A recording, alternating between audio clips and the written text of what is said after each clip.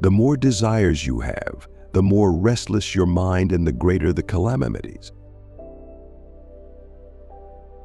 When a person is born and comes into this world, they bring nothing with them. All the material wealth we accumulate throughout life is external, and we cannot take it with us when we die. In the face of life and death, humans are merely dust. Yet, on the journey of life, many are often enticed by numerous temptations, swayed by countless desires. Human desire and the boundary with reality can never be crossed, for greed is bottomless. Humans never know contentment, and this is something we should constantly reflect on to discipline ourselves. In modern society, many people regard desire as an inherent instinct, a driving force of life that they tirelessly pursue. Human desires and cravings encompass many aspects, from food and material pleasures to fame, fortune, lust, power, and emotions. If a person does not know how to temper their desires, if they lack moderation, then their life will be nothing more than a process of seeking to satisfy an ever-growing list of selfish desires. Only those wise enough to be pure of heart and simple in desire understand the simple truth that contentment is happiness and tranquility is the correct state of being. In ancient times, people generally had higher moral standards. When it came to controlling desires, the ancients had many teachings full of profound wisdom. Luwen of the Han Dynasty once said, "A single unrestrained thought of desire can lead to consequences as vast as the sky, or many desires give rise to calamities." Han Fizi from the Warring States period taught, "He who harbors many desires will have a troubled mind. A troubled mind strengthens desires. Stronger desires lead to immoral behavior. Immoral behavior disrupts actions, and disruptive actions inevitably lead to disaster." Sima Guang, a historian from the Song Dynasty, wrote, "A gentleman with many desires will value material things and stray into the wrong path. A petty person with greed will ruin his family and lose his life in the pursuit of wealth and status." Wei Zheng from the Tang Dynasty wrote, "Knowing one's desires leads to self-restraint." Mencius also said, "Cultivating the mind is nothing more than restraining desires." All these wise sayings advise people not to give rise to excessive desires, not to indulge desires, and not to be obsessed with desires. There is a saying, without desire, one can be upright. Most people cannot be upright because desires hinder them, creating difficulties. Desires weaken the human will. The greater a person's desires, the more pressure they face, the stronger their desires, the more tightly they are bound. Once a person falls into the abyss of desire, they cannot escape. At that point, desires will corrode their will, degrade their conscience, and ultimately turn them into a slave to their cravings. Humans are like a vessel of water. If you pour dirty water in, it will be called a dirty water vessel. If you pour clean water in, it becomes a clean water vessel. What can be done when desires multiply? In real life, many people harm themselves, lose their reputation, and forfeit their credibility and character because of desires. When a person's mind is filled with personal gain, they cannot possess good character or a strong will. In this world full of temptations, achieving a state of no desire is truly difficult. But just as a thick layer of ice cannot form overnight, one can gradually reduce their desires over time. With less desire, the mind becomes more at ease with fewer pursuits. The spirit becomes more resilient. Once you can achieve tranquility like water, you can cleanse the dust of the world and live with gratitude. A person with humility can absorb many different opinions and become great and wise. A person who seeks nothing and does not compete with others will be like towering cliffs reaching the sky. The sea is vast because it can embrace hundreds of thousands of rivers, and cliffs stand tall because they are free of desire and can remain upright. When a person has no desires, their character will naturally become noble. Without desire, a person will have a strong will, and their wisdom will be enlightened.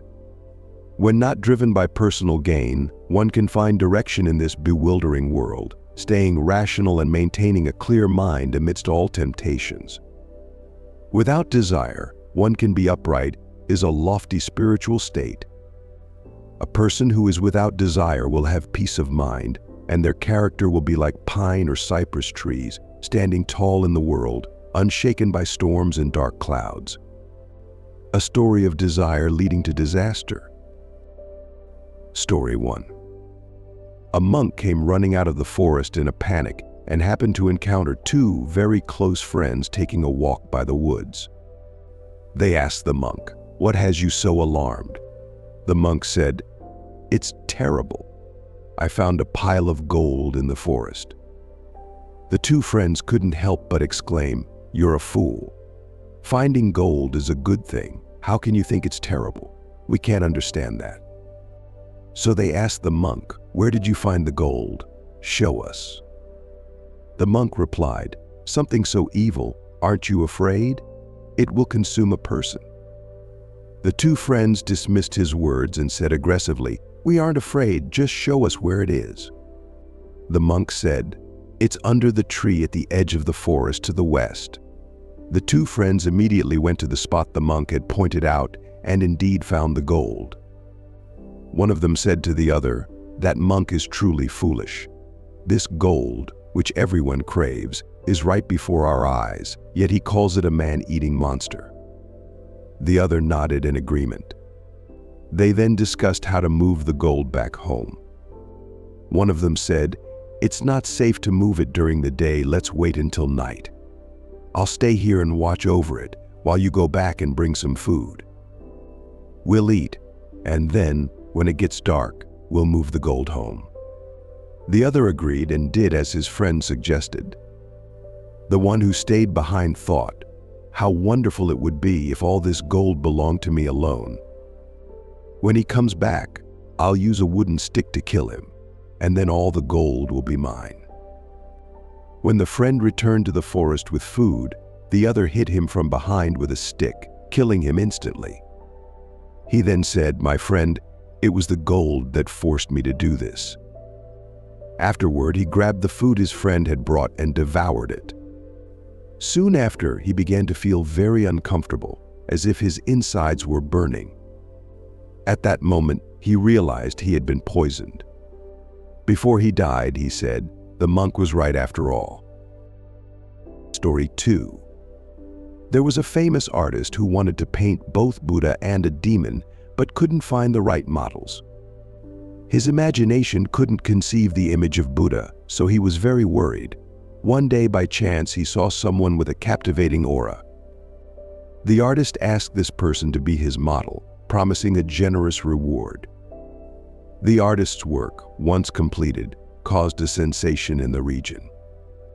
The artist said, "This is the best painting I've ever created because the person who modeled for me had an aura that immediately evokes the image of Buddha. The serene and kind aura on his body can move anyone." The artist gave the young man a large sum of money as promised. Thanks to this painting, people no longer called him an artist but Saint Painter. After some time, someone commissioned the artist to paint a picture of a demon, but this became a problem for him because he didn't know where to find a demon-like figure. He asked around and searched for people with fierce appearances, but none satisfied him. Finally, he found a prisoner in jail who was the perfect match for the image he needed to paint. The artist was overjoyed, but when he faced the prisoner, the man suddenly cried bitterly in front of him. The artist was very surprised and asked for an explanation. The prisoner said, "Why was I the person you chose to model for Buddha last time, and now when painting a demon you still come to me?" The artist was startled and took a closer look at the prisoner, then said, "How could this be? The person I chose to model for Buddha had an extraordinary aura, but you look like a pure demon. How could you be the same person? This is strange and truly incomprehensible."